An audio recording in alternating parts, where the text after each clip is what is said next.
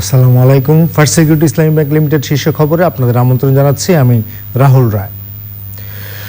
Corona ভাইরাসের কারণে ক্ষতিগ্রস্ত দিনমজুর ও স্বল্প আয়ের ৫০ লাখ পরিবারের জন্য নগদ অর্থ সহায়তা কার্যক্রমের উদ্বোধনী অনুষ্ঠানে যোগ দিয়েছেন প্রধানমন্ত্রী শেখ হাসিনা। ভিডিও কনফারেন্সের মাধ্যমে ১২৫০ কোটি টাকার এই সহায়তা কার্যক্রম শুরুর অনুষ্ঠানে কথা বলছেন প্রধানমন্ত্রী শেখ হাসিনা। সরাসরি চলে যাচ্ছে অনুষ্ঠানে। সংগ্রামের মধ্য দিয়ে শোষিত বঞ্চিত বাঙালিকে একটা উন্নত জাতি হিসেবে গড়ে তুলবেন, ক্ষুধামুক্ত দারিদ্র্যমুক্ত সোনার বাংলাদেশ গড়ে তুলবেন সেই আকাঙ্ক্ষা নিয়ে। কিছুক্ষণ আগে আপনারা দেখেছেন যে একটা স্বাধীন দেশ, শুদ্ধ স্বাধীনতাপ্রাপ্ত একটা দেশকে কত দ্রুত সময়ের মধ্যে একদিকে তিনি যেমন যুদ্ধবিধ্বস্ত দেশকে গড়ে তুলেছেন, অপরদিকে সেই সময় আমাদের যারা পাকিস্তানি হানাদার বাহিনী কর্তৃক নির্যাতিত ছিল, যে পরিবারগুলি শহীদ হয়েছিল বা আহত মুক্তিযোদ্ধা সহ আমাদের নির্যাতিতা মা বোন, তাদের পুনর্বাসনের ব্যবস্থা তিনি অতি দ্রুত সময়ে করেছিলেন। কখনো একটা বিপ্লবের পর এত অল্প সময়ের মধ্যে কোনো দেশ এত দ্রুত স্থিতিশীলতা ফিরিয়ে আনতে পারে না, কিন্তু জাতিপিতা বঙ্গবন্ধু শেখ মুজিবুর রহমানের নেতৃত্বে সেই অসাধ্য সাধন তিনি করেছিলেন, সেটা সম্ভব হয়েছিল। সেই অসম্ভবকে তিনি সম্ভব করেছিলেন, কারণ তার নেতৃত্বের মধ্য দিয়েই বাঙালি জাতিকে ঐক্যবদ্ধ করেই তিনি যেমন যুদ্ধে আমরা বিজয় অর্জন করি, আবার তার নেতৃত্বে দেশ এগিয়ে যেতে শুরু করে উন্নয়নের গতিধারায়।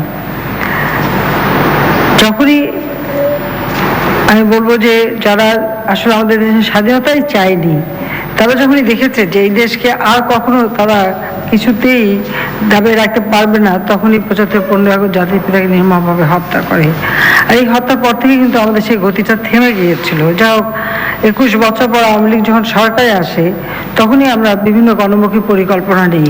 বিশেষ করে আমাদের দেশের একেবারে নিম্ন স্তরে মানুষগুলি যারা পড়েছিল, যাদের কোনো খবরই কেউ রাখতো না, যারা ক্ষুধার্ত, যারা শোষিত, যারা বঞ্চিত, যারা একবেলা খেতে পায় না, দুর্ভিক্ষ লেগে থাকতো, মন্দা লেগে থাকতো, মানুষ ক্ষুধার জ্বালায় ভিক্ষা বৃত্তি ছাড়া আর কোনো পথ তাদের ছিল না, লেখাপড়ার সুযোগ ছিল না, স্বাস্থ্যসেবার সুযোগ ছিল না। যেভাবে এদেশে মানুষ কষ্ট করেছে, আমরা ২১ বছর পর সরকারে এসে চেষ্টা করেছিলাম সেই সব একেবারে সমাজের নিম্ন স্তরে পড়ে থাকা মানুষগুলি তাদের ভাগ্য পরিবর্তনে, আর সেদিকে লক্ষ্য রেখে আমরা সামাজিক সুরক্ষার বিভিন্ন কর্মসূচি বাস্তবায়ন শুরু করি। যেমন বয়স্ক ভাতা, বিধবা ভাতা থেকে শুরু করে নানা ধরনের সহযোগিতা আমরা দিতে শুরু করি। এটা আমাদের আসলে আমরা আমাদের নিজস্ব চিন্তা ভাবনা, আমাদের দল বাংলাদেশ আওয়ামী লীগ, আমরা জনগণের জন্যই কাজ করেছি। যে সংগঠন জাতির পিতা বঙ্গবন্ধু শেখ মুজিবের হাতে করা সংগঠন, এবং আমাদের নীতি আদর্শই হচ্ছে দেশের শোষিত বঞ্চিত মানুষের ভাগ্য পরিবর্তন করা। তার সেই নীতি, তার পথ অনুসরণ করেই আমরা পদক্ষেপ নিয়েছিলাম। একটা বিধ্বস্ত বাংলাদেশের দায়িত্বভার তিনি যখন হাতে নেন, একটি টাকা তখন কোনো সঞ্চয় ছিল না, আমাদের দেশে রিজার্ভ মানি ছিল না। সেই অবস্থায় তিনি মানুষকে আর্থিক সহায়তা দিয়েছেন, প্রতি ঘরে ঘরে তিনি রিলিফ পৌঁছে দিয়েছিলেন। তখন কিন্তু রাস্তাঘাট যোগাযোগ ব্যবস্থা ছিল না। আমাদের আওয়ামী লীগের নেতা কর্মীরা নৌকায় করে করে সেই দূর দূরান্ত অঞ্চলে মানুষের ঘরে ঘরে ত্রাণ পৌঁছে দিয়েছিল। সে ত্রাণের মধ্যে শুধু খাদ্য ত্রাণ না, মানুষের ঘর বাড়ি ছিল না, রান্না করার হাঁড়ি পাতিল ছিল না, থাকার জায়গা ছিল না, কাপড় চোপড় ছিল না। স্কুলে, কলেজে, ইউনিভার্সিটিতে মানুষকে, ছাত্রছাত্রীদের জন্য কাপড়ের ব্যবস্থা করা, গ্রামে গ্রামে কাপড়ের ব্যবস্থা করা, শীতের কম্বলের ব্যবস্থা করা, হাঁড়ি পাতিল থেকে শুরু করে এমন কিছু নেই যা রিলিফের দেয়া হয় নাই। এত অল্প সময়ের মধ্যে আমাদের বন্ধু প্রতিম দেশগুলির সহায়তায় তিনি এই কাজগুলি করেন এবং যোগাযোগ ব্যবস্থা পুনর্বাসন করেন। সেই সাথে বাংলাদেশকে, এই ছোট্ট একটা ভূখণ্ড, অধিক জনসংখ্যা, তাদের ভাগ্য পরিবর্তনের পরিকল্পনাও তিনি নিয়েছিলেন, কিন্তু কার্যকর করে যেতে পারেননি। যখনই আওয়ামী লীগ সরকার এসেছে আমরা তার পতঙ্গ অনুসরণ করে বিভিন্ন পদক্ষেপ নিয়েছি এবং যার সুফল এই দেশের মানুষ পেতে শুরু করেছিল। কারণ আমি এটুকু অন্তত দাবি নিয়ে বলতে পারি যে আওয়ামী লীগ যখন সরকারে আসে বাংলাদেশে মঙ্গা থাকে না, দুর্ভিক্ষ থাকে না, অন্তত আমরা সেটা নিয়ন্ত্রণ করতে পেরেছি, মানুষের ঘরে খাবার পৌঁছে দেওয়ার সক্ষমতা অর্জন করতে সক্ষম হয়েছিলাম। এবারে 2008-এ যখন আমরা নির্বাচনে জয়ী হই এবং দ্বিতীয়বার সরকার আসি তখন থেকে আমরা আরো ব্যাপকভাবে কাজ শুরু করি এবং বাংলাদেশ এগিয়ে যাচ্ছিল। আমাদের প্রবৃদ্ধি আপনারা কিছুক্ষণ আগে দেখেছেন যে সর্বোচ্চ প্রবৃদ্ধি 8.15 আমরা অর্জন করেছিলাম। আমাদের লক্ষ্য ছিল আমরা আরো আগে যাব। দারিদ্র্য সীমা আমরা 20.5 ভাগে নামিয়ে এনেছিলাম, যা প্রায় 41 ভাগ ছিল, সেখান থেকে আমরা কমিয়ে দিয়েছিলাম। আমাদের টার্গেট, আমার লক্ষ্য ছিল আমরা মুজিব বর্ষ উদযাপন করছি 2020 সাল, আর 2021 সালে স্বাধীনতা সুবর্ণ জয়ন্তী। কাজে এই বছরের মধ্যেই আমরা আমাদের এই দারিদ্র্যের সীমা আরো কয়েক ভাগ আমরা কমিয়ে নিয়ে আসব। কিন্তু আমাদের দুর্ভাগ্য যে আমরা যখন আমাদের সেই পরিকল্পনা নিয়ে এগিয়ে যাচ্ছি তখন আসলে এমন একটা মানে অদৃশ্য একটা শক্তির প্রভাব এবং তার আঘাত, যেটা কেউ চোখে দেখে না, জানে না, কিন্তু তার ফলে আজকে সমগ্র বিশ্ব একেবারে স্থবির হয়ে গেছে। অর্থনৈতিকভাবেই শুধু না, অর্থনৈতিকভাবে, সামাজিকভাবে, সবভাবেই আজকে সারা বিশ্ব আক্রান্ত এবং হাজার হাজার মানুষও মারা গেছে। এমনকি আমার দেশেও অনেকে মৃত্যুবরণ করেছে, তা আমাদের প্রায় 250-র মতো লোক এ পর্যন্ত মৃত্যুবরণ করেছে। কিন্তু পৃথিবীর উন্নত দেশগুলিতে যেখানে দিনে হাজার হাজার মানুষ এই করোনা ভাইরাসের কারণে মৃত্যুবরণ করেছে, যারা মৃত্যুবরণ করেছে আমি তাদের আত্মার শান্তি এবং মাগফিরাত কামনা করছি। সন্তপ্ত পরিবারের প্রতি আমার সমবেদনা জানাচ্ছি। তবে শুধু বলবো যে এই যে একটা অদৃশ্য শক্তির হঠাৎ আক্রমণ, যার ফলাফল আজকে সারা বিশ্ববাসী কিন্তু ভোগ করছে, সকলেই কিন্তু আজকে বিপর্যস্ত। এই অবস্থায় বাংলাদেশে আমাদের ভূখণ্ডের দিক থেকে আমরা ছোট, কিন্তু জনসংখ্যার দিক থেকে অনেক বেশি। সে অবস্থা আমাদের দেশের মানুষের কিভাবে তাদের খাদ্যের নিরাপত্তা, তাদের জীবন মান নিশ্চিত রাখা, তাদের জীবনটাকে সচল রাখা, আমাদের অর্থনীতিটাকে গতিশীল রাখা আমরা কিভাবে করতে পারি, সেই চিন্তাটাই সবসময় আমাদের মাঝে রয়েছে।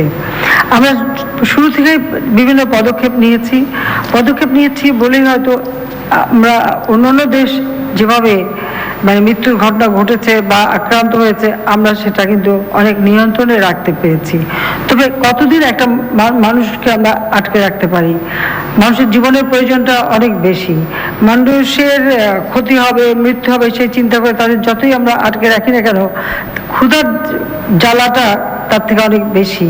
মানুষের পেটে ক্ষুধার অন্ন যোগাতে হবে, তাদের কর্মসংস্থানের ব্যবস্থা করতে হবে, তাদের চিকিৎসার ব্যবস্থা করতে হবে, তাদের জীবনমান চলমান রাখতে হবে। ছোট ছোট শিশুরা কতদিন ঘরে বসতে হবে, তাদের লেখাপড়ার সুযোগ করতে হবে, তাদের শিক্ষার পরিবেশটা তৈরি করতে হবে। কিন্তু আমি আগে বলছি এমন একটা অদৃশ্য শক্তি, এই শক্তি মোকাবেলা কিন্তু কোনো বিশ্বই পাচ্ছে না। যত শক্তিধর দেশ হোক, যত অস্ত্রের দিক থেকে শক্তি, অর্থের দিক থেকে শক্তি, এরকম বহু শক্তিধর দেশ ইতিপূর্বে আমরা দেখেছি। কিন্তু এই করোনা ভাইরাস বা কোভিড-19 এমন এক শক্তি নিয়ে এসেছে যেখানে সব শক্তি পর্যুদস্ত হয়ে গেছে। এদের কাছে সকলকেই সারেন্ডার করতে হয়েছে। সেটাই হলো সব থেকে এক দুর্ভাগ্য বিশ্বের জন্য। তবে লাভবান হয়েছে প্রকৃতি, যেখানে বিশ্ব জলবায়ু পরিবর্তনের ফলে যে পরিবেশ নষ্ট হচ্ছিল, প্রতিবেশ নষ্ট হচ্ছিল, যেটা নিয়ে নানা চিন্তা ভাবনা অনেক কিছু হচ্ছিল, কিন্তু আমরা দেখতে পাচ্ছি যখন এই করোনা প্রভাবে আজকে জীবনযাত্রা সম্পূর্ণ অচল, তখন প্রকৃতি কিন্তু তার আপন গতিতে হেসে খেলে উঠছে। এটাই একটা অদ্ভুত ব্যাপার ঘটে গেছে সারা বিশ্বে। এই ঘটনা কিন্তু পৃথিবীর কোথাও আর কখনো কোনোদিন ঘটেনি। এর পূর্বে আমরা অনেক বিশ্বযুদ্ধ কাহিনী জানি বা অনেক ধরনের মহামারীর কাহিনী জানি, দুর্ভিক্ষের কাহিনী জানি, কিন্তু এবারে বিষয়টা কিন্তু সম্পূর্ণ একটু ভিন্ন ধর্মী। এই অবস্থার মধ্যেও বাংলাদেশের মানুষের জন্য আমরা কি করতে পারি? আমাদের দুর্ভাগ্য যে আমাদের প্রবাসে প্রায় 450-র উপর বাঙালি মৃত্যুবরণ করেছে। এটা অত্যন্ত দুঃখের বিষয়। আমাদের দেশে আমার মানুষকে সুরক্ষিত রাখার জন্য অনেক চেষ্টা করে যাচ্ছি, আমার মানুষকে আহ্বান জানাচ্ছি এবং আমি ধন্যবাদ জানাই তারা আমাদের আহ্বানে সাড়া দিচ্ছেন এবং সেভাবে তারা মেনে চলছেন। এবং আমি আবারও বলবো যে আমাদের স্বাস্থ্য অধিদপ্তর থেকে স্বাস্থ্য সুরক্ষা করবার জন্য যে নির্দেশনাগুলি দেওয়া হচ্ছে সেগুলি সবাই মেনে চলবেন, সেটাই আমরা চাই। পাশাপাশি জীবন তো কখনো অচল হয়ে থাকতে পারে না, যে কারণে এখন রোজার মাস অনেকেরই একটু জীবন জীবিকার প্রয়োজন রয়েছে, সেজন্য আমরা কিছু কিছু ক্ষেত্রে শিথিল করেছি। আমাদের স্বাস্থ্যকর্মীরা, ডাক্তার, নার্স, অন্যান্য স্বাস্থ্যকর্মী, আমাদের আইন শৃঙ্খলা রক্ষাকারী সংস্থা, পুলিশ বাহিনী সহ অন্যান্য বাহিনীগুলি, আমাদের সশস্ত্র বাহিনী, আমাদের অন্যান্য যারা আমাদের প্রশাসনের কর্মকর্তা, প্রত্যেকে কিন্তু দিন রাত অক্লান্ত পরিশ্রম করে যাচ্ছেন মানুষের সেবা করতে। আর এই সেবা করতে গিয়ে অনেকে জীবনও দিয়েছে, অনেকে অসুস্থ হয়ে পড়ছেন। যারা অসুস্থ হয়ে পড়েছেন তারা দ্রুত আরোগ্য লাভ করুক, যারা জীবন দিয়েছেন তাদের আমি আত্মার মাগফিরাত কামনা করি, কিন্তু তারা জাতির জন্য জীবন দিয়েছে। আজকে আমাদের চেষ্টা করতে হবে যে আমরা যারা আমাদের বিত্তশালী আছে এবং সকলে কিন্তু পথে নেমেছে, সাহায্য করছে, তারপর আমি বলবো যে আরো বেশি অন্তত যাদের সামর্থ্য আছে তারা আপনার আশেপাশে কেউ যদি দরিদ্র থাকে তাদের পাশে দাঁড়ান, সাহায্য করেন। আমি ধন্যবাদ জানাই আমাদের যে ফসল তোলার সময় যে সমস্যাটা ছিল, কারণ যোগাযোগ ব্যবস্থা সম্পূর্ণ বন্ধ। সাধারণত আমাদের এক এক অঞ্চলে ধান কাটতে অন্য অঞ্চল থেকে লোক আসে, তারা ধান কাটে, ধানের অংশ নিয়ে যায়, টাকা নিয়ে যায়, কিন্তু এবার সেই সুযোগটা সীমিত ছিল। তারপর যখন আমরা এই ব্যাপারে উদ্যোগ নিলাম, আমাদের প্রশাসন এবং আইন শৃঙ্খলা রক্ষার যথেষ্ট ব্যবস্থা নিল, যারা ধান কাটতে চাইলো তারা তাদেরকে জায়গায় জায়গায় পৌঁছে দিল, কিন্তু সেখানেও কিন্তু লোকবলের অভাব ছিল। আমি প্রথমে আমাদের ছাত্রলীগকে আহ্বান জানালাম যে যে যেখানে আছে তার যার নিজের এলাকা সব জায়গায় তাদের নামতে হবে এবং ধান কাটায় কৃষকের পাশে দাঁড়াতে হবে। মনে রাখতে হবে এই ধান থেকেই কিন্তু চাল হয়, আর এই চাল থেকে কিন্তু ভাত হয়, আর সেই ভাত খেয়ে আমরা বাঁচি, আমাদের মূল খাদ্য। কাজে সেই কাজ করতে লজ্জার কিছু নেই বা গর্বের বিষয় যে আমরা যেটা খেয়ে জীবন বাঁচাই সেই জায়গাটায় আমরা শ্রম দেব না, এই দৈন্যতাটা যেন কারো মনে না থাকে। সত্যি আমি খুব আনন্দিত এবং সবাইকে আমি ধন্যবাদ জানাই যে ছাত্রলীগ আমার সাথে সাথে আমি দেখেছি যে আমাদের কৃষক লীগের সকলে নেমে গেছে, আমাদের যুবলীগ, স্বেচ্ছাসেবক লীগ, আওয়ামী লীগের নেতৃবৃন্দ যে যেখানে ছিল প্রত্যেকেই নেমে পড়েছে এবং এই ধান কাটা সাহায্য করেছে। এবং আজকে আমাদের সারা বাংলাদেশে কৃষকের গোলা ভরা ধান। আগামীতে আবার যে ফসল ফলাতে হবে, আমি ইতিমধ্যে নির্দেশ দিয়েছি যে আমাদের 1 ইঞ্চি জমি অনাবাদি থাকবে না। কারণ একটা কথা মনে রাখতে হবে, এখন যেমন শিল্প কলকারখানা সেভাবে চলতে পারছে না, আমদানি রপ্তানি সীমাবদ্ধতা দেখা দিচ্ছে, সেরকম অবস্থায় আমাদের দেশে মানুষের জন্য খাদ্যের অভাব না হয় সেই দিকে লক্ষ্য রেখেই আমাদের যে জমি আছে, উর্বর জমি এবং আমাদের মানুষ আছে, সেটাই আমাদের কাজে লাগাতে হবে। অন্তত ঘরের খাবার উৎপাদন করে ঘরের মানুষ খাবে, দরকার হলে আরও পাড়া প্রতিবেশী অর্থাৎ অন্যান্য দেশ যদি কোনো অভাব হয় আমরা সেখানে সহযোগিতা করব, সেই চিন্তা করেই আমাদের কিন্তু ফসল ফলাতে হবে। যে ধরনের ফসল যেখানেই হোক সেটুকু আমাদের ফলাতে হবে এবং সেভাবে আমাদের স্বয়ংসম্পূর্ণ থাকতে হবে। এ ব্যাপারে কৃষি মন্ত্রণালয়কে ইতিমধ্যে নির্দেশ দেওয়া হয়েছে এবং যথাযথ ব্যবস্থা আমরা নিয়েছি। আমাদের যেহেতু সব কিছু একটা অচল অবস্থা, সে যারা অন্তত শ্রম দিয়ে জীবনযাপন করতো তাদের জীবনটা একেবারে স্থবির হয়ে যায়, কারণ তাদের আয়ের কোনো পথ থাকে না। তাদের কথা চিন্তা করে, এবং আপনারা জানেন যে আমরা মুজিব বর্ষ উদযাপন করছি, এই মুজিব বর্ষ উদযাপনে আমাদের অনেক পরিকল্পনা ছিল, আমাদের বাজেটেও কিছু টাকা ছিল এবং আমরা বিভিন্ন কর্মসূচি হাতে নিয়েছিলাম। জনগণের কথা চিন্তা করে আমরা সেই সব কাজগুলি সব স্থগিত করে দিই, বন্ধ করে দিই। যেটুকু আমরা অনলাইন অথবা টেলিভিশন রেডিওর মাধ্যমে প্রচার সম্ভব আমরা সেটা প্রচার করে যাচ্ছি, কিন্তু আমরা মূল কাজগুলি বন্ধ করে দিই। তো এইভাবে অনেকগুলি বিভিন্ন দৈনন্দিন অনেক কাজ সরকারের ছিল যেগুলি মানে করা এখন সমীচীন না, সেগুলো আমরা বন্ধ করে দিয়ে আমরা যেটা চিন্তা করেছি, আমি ধন্যবাদ জানাই আমাদের অর্থ মন্ত্রণালয়কে, অর্থ সচিব এখানে আছেন, যদিও মন্ত্রী নেই, এবং আমাদের বাণিজ্য ব্যাংকের গভর্নর আছেন, সবাইকে নিয়ে বারবার বসি, মিটিং করি এবং আমি বলি যে কোথা থেকে কিছু টাকা জোগাড় করা।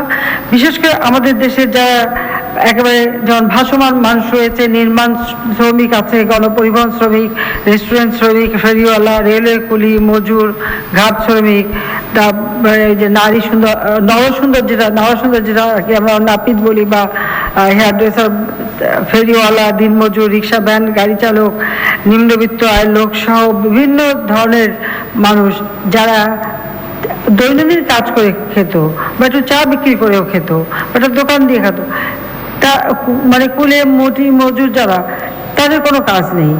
কারণ মানুষ যাতায়াত করে না, তাদের কাজ থাকবে কোত্থেকে? অফিস আদালত বন্ধ, সেখানে তারা শ্রম দিতে পারছে না, তাদের যে দিনে আয়টা আসে আয়ের পথ বন্ধ। তো তাদেরকে কিভাবে এই রমজান মাসে আমরা একটু সাহায্য করতে পারি? তো সেইভাবে অনেক হিসেব নিকেশ করে আমরা কিছু অর্থ সাশ্রয় করার চেষ্টা করেছি, কিছু অর্থ আমরা ইতিমধ্যে ব্যবস্থা করেছি, এবং সেই লক্ষ্য নিয়েই আমরা ইতিমধ্যে প্রায় প্রতিজন আরো 50 লক্ষ মানুষকে আমরা সাহায্য দেবো। ইতিমধ্যে আপনারা জানেন যে আমরা 50 লক্ষ মানুষকে কার্ড দিয়ে, রেশন কার্ড মাত্র 10 টাকায় তারা চাল কিনতে পারি। আমরা ওএমএস এর মাধ্যমে এই 10 টাকায় চাল কেনার ব্যবস্থা করে দিচ্ছি। তাছাড়া আমাদের সামাজিক যে নিরাপত্তা বেষ্টনী, বয়স্ক ভাতা, বিধবা ভাতা, প্রতিবন্ধী ভাতা, মুক্তিযোদ্ধাদের ভাতা, বিভিন্ন ভাতাগুলি আছে, সে ভাতাগুলি যেমন অব্যাহত থাকছে, ভাতাগুলি আমরা দিচ্ছি, বিভিন্ন সহায়তা আমরা দিচ্ছি। আমরা আমাদের মাতৃত্বকালীন ভাতা দিচ্ছি, মাতৃদুগ্ধ দানকারী ভাতা দিচ্ছি, এরকম বিভিন্ন ভাতা, সে ভাতাগুলি আমাদের যেমন চালু থাকবে। তো এদের বাদ দিয়ে এবং ওই 10 টাকায় যাদের রেশন কার্ড তাদের বাদ দিয়ে বাকি যারা রয়ে গেছেন তাদের জন্য কিছু করা, এটাই আমাদের একটা লক্ষ্য ছিল। সেই লক্ষ্য সামনে নিয়েই ইতিমধ্যে আমরা ব্যবস্থা নিচ্ছি। তাছাড়া যারা ভিজিডি, ভিজিএফ এর মাধ্যমে খাদ্যশস্য পান, আমাদের মৎস্যজীবী থেকে শুরু করে সকলেই সেই সহযোগিতাটা সময় পেয়ে থাকেন। তো যারা সহযোগিতা পান তাদের বাইরে যারা এখন রয়ে গেছেন, যারা অন্তত নিজের কিছু কাজ করে নিজের জীবন জীবিকা নির্বাহ করতেন, তাদের কথা চিন্তা করি আমরা তাদেরকে, আমরা যে টাকাটা অন্তত মানে সংগ্রহ করতে পেরেছি, এখানে প্রায় 1200 কোটি টাকা। এই 1200 কোটি টাকা আমরা 2500 টাকা করে একজনকে, অর্থাৎ 2500 টাকা করে জনপ্রতি এককালীন নগদ সহায়তা আমরা দেওয়ার সিদ্ধান্ত নিয়েছি। আর এই টাকাটা দেওয়ার জন্য আমরা কিন্তু কমিটি করেছি, সে কমিটিটা বারবার যাচাই বাছাই করা হয়েছে, এবং সেখানে দ্বৈততা পরিবহন করা, অর্থাৎ দ্বৈততা পরিহার করার ব্যবস্থা করেছি। কোনো যারা একবার পান, যাদের নাম আছে তারা নেবেন না, তাদের নাম বাদ যাবে, এই দ্বৈততা থাকবে। যারা পাচ্ছেন তারা পাচ্ছেন, বিজেপি পাচ্ছেন, বিজেপি পাচ্ছেন, বয়স্ক ভাতা পাচ্ছেন, তারা না, তার বাইরে যারা কিছুই পাচ্ছেন না, সেই না পাওয়া যারা, তাদের জন্য কিন্তু এই ব্যবস্থাটা। কাজে এই তালিকাটা করার সময় বারবার আমরা অনুরোধ করছি যে এই বিষয়টা যেন অবশ্যই নজরে থাকে, যে এই দ্বৈততা পরিহার করে দিয়ে তাদের বাইরে যারা, তাদেরকে দেওয়া। অর্থাৎ আমি আগেই বললাম যে আমাদের যারা ভাসমান মানুষ আছে, নির্মাণ শ্রমিক আছে, পরিবহন শ্রমিক আছে, কুলি মজুররা আছে, আমাদের ঘাট শ্রমিক আছে, আমাদের ফেরিওয়ালা আছে, দিনমজুর, রিক্সা ভ্যান গাড়ি চালক থেকে শুরু করে এরকম যারা একেবারে নিম্নবিত্ত আয়ের লোক, তারা যাতে পায়, আমরা তাদের কথা চিন্তা করেছি এবং তাদের তালিকাটাই করা হয়েছে। আর এই তালিকা আমরা যে টাকাটা দেব, এটা কারোর মাধ্যমে না, প্রত্যেকেরই এখন মোবাইল ফোন সকলেরই আছে, এই মোবাইল ফোনের মাধ্যমে সরাসরি টাকাটা সকলের হাতে চলে যাবে। আমরা সেই ব্যবস্থাটাই নিচ্ছি যে মোবাইল ফোনের মাধ্যমে এই টাকা আমরা দিয়ে দিতে চাচ্ছি, যাতে করে মানুষের হাতে সরাসরি টাকাটা পৌঁছে যায়। আমরা এই একদিকে মুজিব বর্ষ, তারপর এখন রমজান মাস, সামনে ঈদ, এইসব বিষয়গুলি চিন্তা ভাবনা করেই আমরা এই সিদ্ধান্তটা নিয়েছি। আমি জানি যে মানুষের জীবনের চাহিদা সবটুকু আমরা করতে পারবো না, বা সে সমর্থন নেই, বা তারপরেও আমি মনে করি যে আমাদের যেহেতু প্রচুর খাদ্যশস্য উৎপাদন হয়েছে, অন্তত খাদ্যের কষ্ট করা হবে না আল্লাহর রহমতে, সেটা আমরা যেমন ব্যবস্থা করতে পারবো। কিছু নগদ সাহায্য দেওয়া একান্ত অপরিহার্য, আমরা সেটুকু ব্যবস্থা করছি। সেই সাথে সাথে যারা এখন বেকার আছেন তারা কিন্তু কিছু কাজ করতে পারেন, আপনাদেরও যে যেখানে জমি জমা আছে একটু কিছু চাষবাস করা, কিছু কাজ করা, নিজেরা উদ্যোক্তা হয়ে একটু কাজ করে নিজের যেমন আর্থিকভাবেও আপনারা দাঁড়াতে পারেন বা অন্য কাজ করেন যেটা দেশের সহায়তা হতে পারে।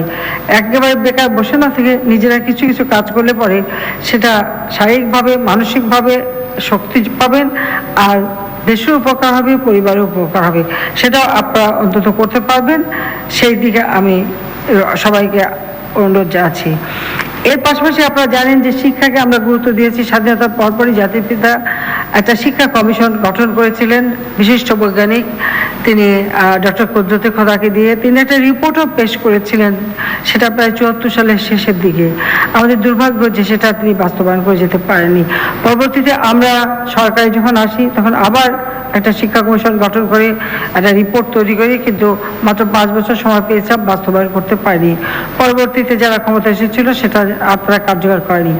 দ্বিতীয়বার যখন আমরা সরকার এসে তখন আবার আমরা সেই শিক্ষা নীতিমালা প্রণয়ন করি এবং সেটা আমরা বাস্তবায়ন শুরু করেছি। শিক্ষাকে আমরা সব থেকে গুরুত্ব দিয়েছি, তার কারণ আমরা দারিদ্র্যমুক্ত বাংলাদেশ গড়তে হলে আমার একটা শিক্ষিত জাতি দরকার, কিন্তু সেই শিক্ষাটাকে আমরা একেবারে মানুষের দোরগোড়ায় পৌঁছে দেওয়া সেই ব্যবস্থাও আমরা নিয়েছি। পাশাপাশি আমরা যেমন শিক্ষা সহায়তা দিয়ে যাচ্ছি, বিনামূল্যে বই বিতরণ করে যাচ্ছি, প্রাইমারি থেকে আমরা শিক্ষা দেওয়া শুরু করেছি, প্রি প্রাইমারি থেকে মানে মাধ্যমিক পর্যন্ত আমরা দিচ্ছি। আমাদের মেয়েদের শিক্ষা উচ্চ মাধ্যমিক এবং একবারে 12 ক্লাস পর্যন্ত অবৈতনিক করে দেওয়া হয়েছে। উচ্চশিক্ষায় অনেক মেধাবী ছাত্ররা আছে যারা হয়তো একটা পর্যায়ে এসে শিক্ষার সুযোগটা পায় না, তারা এই সুযোগ থেকে যাতে বঞ্চিত না হয় তাদের জন্য আমরা বৃত্তির ব্যবস্থা করেছি। আমরা প্রাইমারিতে যে বৃত্তি দিই সে টাকাটা মায়ের কাছে মোবাইল ফোনের মাধ্যমে সরাসরি পৌঁছে যায়। প্রায় 2,04,00,000 শিক্ষার্থী সেই প্রাইমারি থেকে নিয়ে মাধ্যমিক পর্যন্ত তারা কিন্তু বৃত্তি পাচ্ছে। এর বাইরেও একটা শিক্ষা সহায়তা ট্রাস্ট ফান্ড আমি প্রধানমন্ত্রীর দপ্তরে আমরা প্রতিষ্ঠা করেছি। এই শিক্ষা সহায়তা ট্রাস্ট ফান্ডের মাধ্যমেও আমরা কিছু শিক্ষা সহায়তা দিয়ে থাকি, যেটা বিশেষ করে আমরা এটা দেই আমাদের উচ্চশিক্ষায় মেধাবী ছাত্রছাত্রী যারা তাদের জন্য। কাজে এখানে আমরা ট্রাস্টে একটা স্থায়ী তহবিলও গঠন করা আছে, সেখান থেকে যে টাকাটা বাৎসরিক আসে সেখান থেকে আমরা এই টাকাটা বরাদ্দ করি। এখানে অনেক সময় অনেক সমাজে বিত্তবানরা তারা সহযোগিতা করেছেন, অনেকে অনুদানও দিয়েছেন, সেখান থেকে সেটাকে আমরা বাড়াতে চেষ্টা করি। আর আমরা এই ট্রাস্টের মাধ্যমে স্নাতক পর্যায়ে যেমন 2019 সালে 2,09,674 জন ছাত্রছাত্রীর মাঝে উপবৃত্তি বাবদ 102,74,02,600 টাকা এবং টিউশন ফি বাবদ 8,66,41,200 টাকা বিতরণের কার্যক্রম আমরা হাতে নিই এবং সেটাই এখন আমি উদ্বোধন করব। কারণ আমরা প্রতি বছর একটা হিসাব করি এবং সেইভাবে ওই টাকা থেকে যেটা আসে আমরা এই উপবৃত্তি হিসেবে বা বৃত্তি হিসেবে এটা আমরা দিয়ে থাকি। আমরা যে 2,04,00,000 শিক্ষার্থীকে বৃত্তি দিই সেটার বাইরেই আমরা আবার সেটা সহই, অর্থাৎ তার মাঝে এই 2,00,000 প্রায় 9,674 জন তাও যুক্ত, সব মিলিয়ে আমরা এই বৃত্তিটা দিয়ে যাই। তো যেহেতু প্রধানমন্ত্রী ট্রাস্টের মাধ্যমে আমরা দিচ্ছি, কাজে আমরা সেটাও আমরা একই অনুষ্ঠানে একসাথে এখানে আমরা উদ্বোধন করতে যাচ্ছি। আমাদের উদ্দেশ্যটা হচ্ছে যে আমাদের ছেলেমেয়েরা যারা খুব মেধাবী, কারণ বিশ্ব এগিয়ে যাচ্ছে, বিশ্বের সাথে তাল মিলে আমাদের চলতে হবে। বাংলাদেশ পিছিয়ে থাকবে এটা হতে পারে না। মহান মুক্তিযুদ্ধে জাতির পিতার নেতৃত্বে আমরা বিজয় অর্জন করেছি, আমরা বিজয়ী জাতি। আমাদের সবসময় মনে রাখতে হবে যে আমরা বিজয়ী জাতি। যত ঝড়ঝাপটা আসুক, যত আঘাত আসুক, যাই আসুক না কেন, আমাদেরকে সবসময় আমরা বিজয়ী জাতি হিসেবে এই কথাটা চিন্তা করে মাথা উঁচু করে চলতে হবে। একদিকে আমাদের এই জন্য শিক্ষার ব্যবস্থা করা, তাছাড়া আমাদের স্বাস্থ্যসেবা আমরা একেবারে গ্রামে তৃণমূল মানুষের কাছে স্বাস্থ্যসেবা নিয়ে গেছে, আপনারা জানেন। কমিউনিটি ক্লিনিকের মাধ্যমে আমরা চিকিৎসা যেমন দিচ্ছি, প্রাথমিক চিকিৎসা বিনা পয়সায় 30 প্রকার ঔষধও আমরা বিতরণ করছি। আর এখন এই COVID-19 অর্থাৎ এই করোনা ভাইরাস এটা মোকাবেলা করার জন্য আমরা স্বাস্থ্য সেবার ব্যবস্থা এবং সুরক্ষার ব্যবস্থা করেছি। প্রত্যেকটা জেলা উপজেলা পর্যন্ত আমরা এই চিকিৎসা সেবার ব্যবস্থাটা করে দিচ্ছি। ইতিমধ্যে আমরা 2000 ডাক্তার নিয়োগ দিয়েছি। তাদেরকে এই করোনা ভাইরাস এই চিকিৎসার ব্যাপারে তাদেরকে আমরা ট্রেনিং দিয়ে ইতিমধ্যে তাদের আমরা কাজে লাগাচ্ছি এবং তাদের এই কাজের সাথে সাথে ট্রেনিংও পাবে। 6000 নার্স আমরা নিয়োগ দিয়েছি অতিরিক্ত, এই কয়েকদিনের মধ্যে আমরা এটা দিয়েছি, যাতে করোনা ভাইরাসে আক্রান্ত যারা যেন যথাযথ চিকিৎসা পায় এবং নার্সিং সেবাটা পায়, সেদিকে লক্ষ্য রেখে আমরা এই পদক্ষেপটা দ্রুত নিয়েছি। এই সাথে সাথে আমরা আরও কিছু লোক নিয়োগ দেব, যেখানে আমাদের অনেক টেকনিশিয়ান দরকার হবে এবং আরও লোক লাগবে, তারও ব্যবস্থা আমরা নিচ্ছি। ইতিমধ্যে স্বাস্থ্য মন্ত্রণালয়কে নির্দেশ দেওয়া হয়েছে তাদের কী কী ধরনের লোক দরকার সেটা তারা হিসাব করবে, আমরা সেগুলিও সাথে সাথে নিয়ে নেব। অর্থাৎ করোনা, একদিকে করোনা ভাইরাস সেটাকে মোকাবেলা করে দেশের মানুষের জানমাল রক্ষা করা এবং তাদের সুচিকিৎসার ব্যবস্থা করা এবং দ্রুত তারা সুস্থ হয়ে ফিরে আসুক সেই ব্যবস্থা করা। অপরদিকে আমরা আজকে আমাদের যারা একেবারে মানে নিম্ন পর্যায়ে পড়ে থাকা মানুষগুলি, তাদের কিছু আর্থিক সহায়তা দেওয়া সেই ব্যবস্থা দিচ্ছি। তাছাড়া ত্রাণ বিতরণের ক্ষেত্রে সমগ্র বাংলাদেশে অত্যন্ত সুপরিকল্পিতভাবে কিন্তু এই ত্রাণ বিতরণ চলছে এবং সেটা আমি প্রতিনিয়ত খবর নিয়ে থাকি একেবারে প্রত্যন্ত অঞ্চল পর্যন্ত।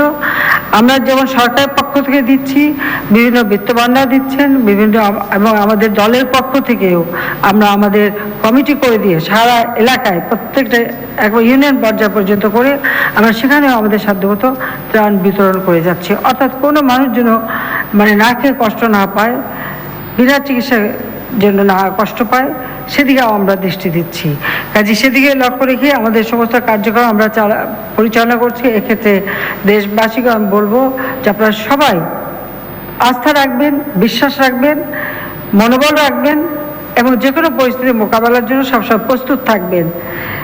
এই কথাটাই আমি আপনাদেরকে বারবার বলছি এবং আবারও বলতে চাচ্ছি। সে কথা বলে আজকে আমি ইতিমধ্যে আমাদের যে মোবাইল ব্যাংকিং, অনলাইন ব্যাংকিংয়ের মাধ্যমে আমরা যে এখন টাকাটা দেব, সেটা আপনারা জানেন, আমি আগেই বলছি যে মোবাইল ফোনের মাধ্যমে আমরা কিন্তু নগদে এই টাকা সকলের হাতে পৌঁছে দিচ্ছি। এটা কারো মাধ্যমে না, সরাসরি যাচ্ছে। আমাদের মানে বাংলাদেশ ব্যাংক এ ব্যাপারে যথাযথ ব্যবস্থা নিয়েছে এবং আমরা টাকাটা প্রধানমন্ত্রীর দপ্তরটা সম্পূর্ণ নজরদারিতে আছে। আমরা সেই নজরদারি করেই আমরা 50 লক্ষ পরিবারের মধ্যে নগদ অর্থ প্রদান, সহায়তা প্রদান এই কর্মসূচিটা আমরা হাতে নিয়েছি। এর একটা নির্দেশিকাও আমরা দিয়েছি এবং এরপরে ভবিষ্যতে আমরা যেটা করতে চাচ্ছি, যেমন আমাদের দেশে আরও কিছু মানুষ পড়ে আছে, যেমন আমাদের হিজড়া, বেদে বা বিভিন্ন শ্রেণীর মানুষ, আমাদের সমাজ কল্যাণ মন্ত্রণালয় তাদের সহযোগিতা করবে। কিছু আমরা সহযোগিতা তাদের করে থাকি, কিন্তু তাদের ভাতাও কিছু দেওয়া হয়ে থাকে। কাজে সেখানেও তাদেরকে দেখা যে তারা যেন যথাযথভাবে কাজের ব্যবস্থা পায় সেটা দেখবে। আমাদের মহিলা ও শিশু মন্ত্রণালয় সে মা এবং শিশুদের কী কী প্রয়োজন, এই করোনা ভাইরাসের সময় তাদের জন্য কী করা যায় সে বিষয়টা তারা দেখবে। এইভাবে প্রত্যেকটা দিকে আমরা দেখব। আরেকটা উদ্যোগ আমরা নিয়েছি, আপনারা জানেন যে আমি যখন প্রথমবার সরকারে আসি, আমাদের যুবক শ্রেণী যারা, তারা যে বেকারত্ব নিয়ে ঘুরে বেড়ায়, বেকারত্বের অভিশাপ নিয়ে ঘুরে যাতে না বেড়ায় তার জন্য আমি একটা বিশেষ ব্যাংক তৈরি করে দিয়েছিলাম, কর্মসংস্থান ব্যাংক। সে সময় এই ব্যাংকের থেকে, সেই সময় থেকে এখনো আছে যে বিনা জামানতে একজন যুবক, সে শিক্ষিত হোক আর বেকার হোক বা অশিক্ষিত হোক, যে কোনো একজন যুবক বা তরুণ বা তরুণী, তারা কোনো জামানত ছাড়াই এখান থেকে স্বল্প সুদে তারা 2 লক্ষ টাকা ঋণ নিতে পারবে এবং এই ঋণ নিয়ে তারা নিজেরা ব্যবসা করতে পারবে অথবা যৌথভাবে কয়েকজন বন্ধু বান্ধব মিলে যৌথভাবে তারা ব্যবসা বাণিজ্য করতে পারবে। সেই সুযোগটা সৃষ্টির জন্য এই কর্মসংস্থান ব্যাংক আমি তৈরি করি। এই কর্মসংস্থান ব্যাংকের থেকেও এই ঋণটা আমরা আরও বৃদ্ধি করবার জন্য ইতিমধ্যে এই ব্যাংকে আমরা আরও 2000 কোটি টাকা সেখানে আমানত দেওয়া হয়েছে, তাই না?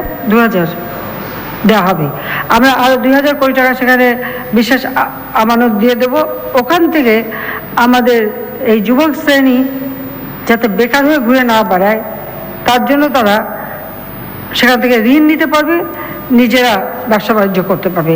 আমাদের যারা প্রবাসী তারাই কিন্তু আমাদের রেমিটেন্স পাঠায়, কাজে তাদের এই অর্থ প্রেরণ বা তারা যেন ঘরবাড়ি বিক্রি না করে ঋণ নিয়ে বাইরে যেতে পারে, বিদেশে যেতে পারে তাদের কর্মসংস্থানের জন্য, তার জন্য প্রবাসী কল্যাণ ব্যাংক নামে আমি আরেকটি বিশেষ ব্যাংক প্রতিষ্ঠা করে দিই। সেই ব্যাংক। দর্শক, এতক্ষণ আমরা প্রধানমন্ত্রীর বক্তব্য সরাসরি শুনছিলাম। যাচ্ছি পরের সংবাদে। করোনা ভাইরাসের সংক্রমণ পরিস্থিতিতে চতুর্থ দফায় 30 মে পর্যন্ত সাধারণ ছুটি বাড়ানো হচ্ছে। আজ এ বিষয়ে প্রজ্ঞাপন জারি করা হবে বলে জানিয়েছেন জনপ্রশাসন প্রতিমন্ত্রী ফরহাদ হোসেন। চ্যানেল আইকে তিনি জানিয়েছেন, ঈদে গণপরিবহন চলাচলে নিষেধাজ্ঞা থাকবে। ঈদের আগের 4 দিন এবং পরের 2 দিন সহ মোট 7 দিন যানবাহন চলাচলে কঠোরতা অবলম্বন করা হবে বলে জানান তিনি। দর্শক, এই ছিল এখনকার শীর্ষ খবরে। এতক্ষণ সঙ্গে থাকার জন্য সবাইকে ধন্যবাদ।